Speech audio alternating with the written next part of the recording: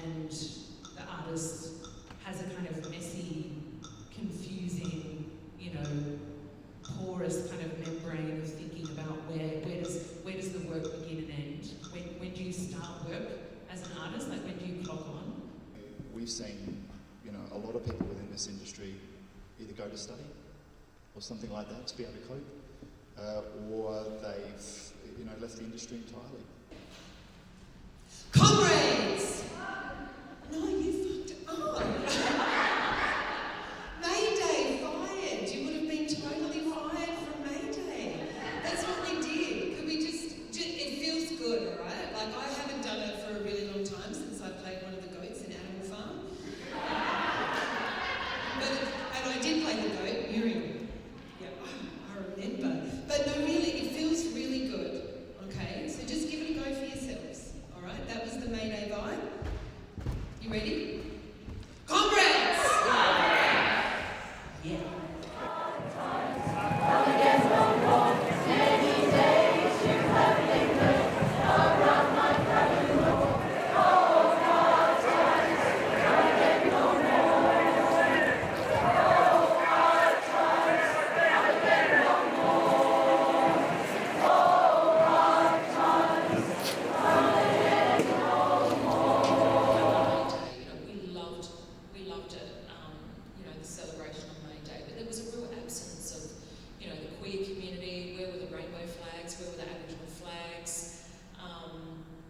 We noticed also the absence of Aboriginal faces on all of the historical posters. We did the poster walk. Really critical, amazing history. We love the port and we love this history, but there is always an absence of Aboriginal people. And there's a reason for that. When we look at those historical images from the 1800s, we know our families were on missions. We were locked up. We weren't allowed to participate. We weren't allowed to protest. We weren't allowed to do anything. We were completely controlled in these experiments from the government, and we were labelled and constructed as the Aboriginal problem from that first point of contact. So for us, everything we do is trying to disrupt and challenge and counter. So it's a counter narrative, and for us that's decolonisation. First responders to the workers. We're often talking about in pandemics how the first responders are the front line, the nurses, the ambos, and the people working in the supermarkets, anyone and everyone else, our social workers, etc. They're the first responders to the community. I really think about the centre and the union movement as being first responders to workers. Who loves their work? Who is tired? Who would like me to clap dance? It's $5 extra. Who would like me to sing? Same, $5. Political opponents were really speaking our language. They were talking the language of collectivism. We had Liberal Prime Ministers and State Premiers talking about all being in this together, and that's generally what a union organiser's saying when they're going in trying to talk to somebody on their lunch break, exercising right of entry. So the old fella's telling me, the wharfies saying, keep an eye on your pay slip, make sure that all your, everything's paid and all that. And then finding pay missing, and then, having a delegate there to be able to take that up for a very quiet bloke. I was, really quiet, whether in footy because I played rugby league or in the workplace. People always said, do you even have a voice? We have a lot of the people in the economy who are being paid very, very little for work that, particularly through the pandemic, was so crucial to keeping us safe. So big workplaces were common.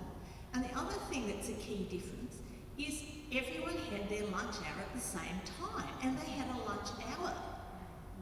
So you had these huge halls that people had lunch in, and then you had other places they could go off and do things. So some people would go off and play cards, some people would go off and do other things, but there was time. If you wanted to have an arts program in a large workplace, or you wanted to have a theatre performance or a concert, or a couple of artists talking or reading bits of their work or writing poetry, you could. Well, of course, that is not possible now. For a start, you might have a crib room, 20 minutes, and you might have,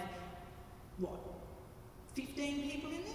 We had to win over the support and trust of the arts community, a number of whom didn't want art being used for utilitarian or propaganda purposes.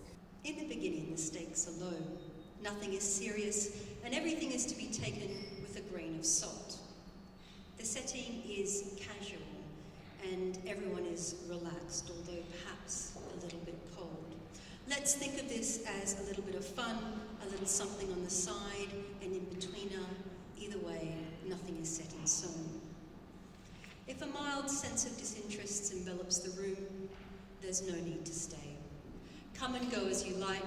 If it's okay, you can miss bits. It is okay to miss bits. There's nothing you should or shouldn't be doing.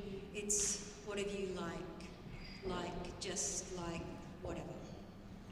Does doing art allow artists to say something about economics and politics in a different way? So that's the way I like to think things through, and also thinking about politics and revolutions in the framework of energy. So that's the way I like to think things through. So, flows.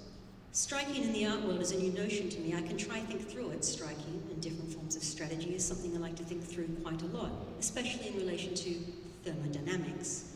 How does thermodynamics relate to different domains of philosophy?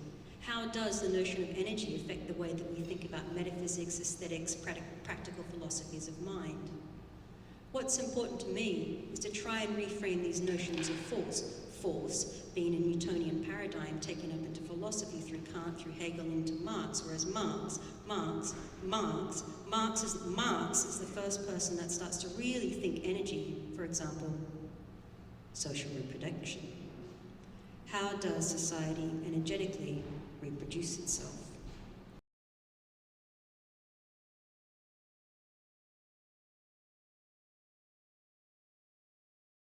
I made art in a box, in a dead-end